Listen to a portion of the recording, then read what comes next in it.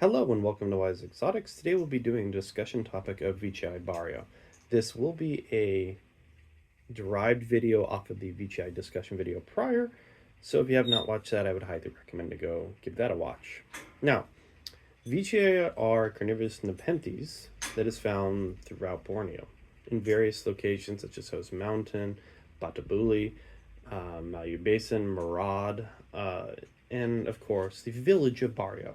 So Veitchii that have the name Bario are specifically ones found at the location of Bario Village. They were given that name due to their location simply. It's just a subtype. They are Veitchii simply found at the village of Bario. Now, that being said, there are Veitchii of that type that have various names, such as Jean Jacket, Cobra, Zoohead, aka Candy Dreams, and the like. That's not to say that those aren't Bario, it's just those were given names by their specific cultivator or in cultivation because, well, they could. They like that. Now, Candy Dreams also was referred to as Candy Red prior or Candy R in some other grex types. So each one can be different and named in various locations. Why? Just to confuse us, I guess.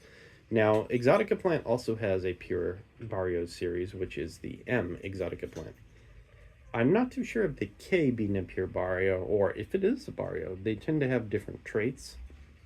They're tall, stout, and usually a little squat, but they usually have a very tall peristome with a lot of striping. Or if they do, it can be, instead of red, they can be in the pinks. So they're a little more pastel colored, I guess is the way to put it. The Veitchii from Bario can exhibit colorations from green, yellow, orange to pink, kind of like a pinkish red, hot pink to pure red. So they can vary in quite a lot of colorations and even type forms and body styles for their peristome and traps. So what are some traits that are really dominant in Bario which are used as a breeder or can be distinguished differently, you might be wondering, from some of the other Veitchii that are available? Well, they have spots. Yeah, their traps can actually have speckling. Now, I don't believe any of the Mayu Basin or Batabuli Batalai, which I've grown a few of those, they do not exhibit spots or speckling on the traps at all. Only my Bario Grex ones tend to get it on their pitcher bodies. They can also get it on the leaves. So that's an interesting little trait and makes them kind of, well, different than the other Veitchii in that aspect. One other evolutionary trait they do have that's different is that they grow along the ground. Typically, if you have a Veitchii and you put it in a pot, it'll try to grow upwards, similar to any of these you can see here. Now, you'll see a few of them are actually kind of curving, and specifically this one, you can see how it's trying to crawl along the ground. Some of the others don't do that. Even these two right next to each other, you see they grow straight upward. This is a trait that is specific to the Bario Grex, to my understanding. It's very similar to Nepenthes spectabilis.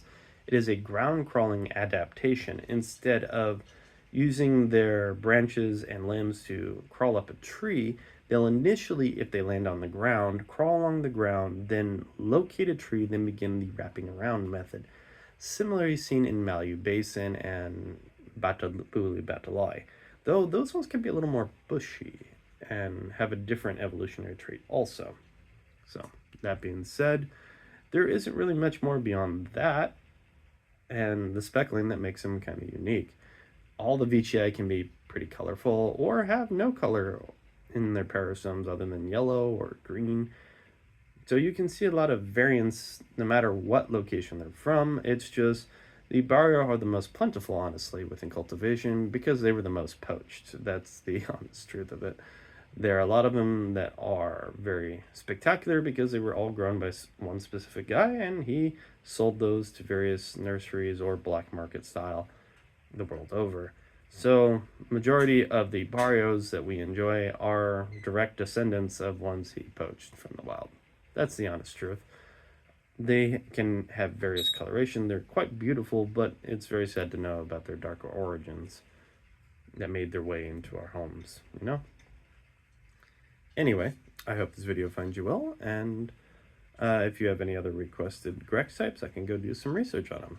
Best wishes, Trevor out.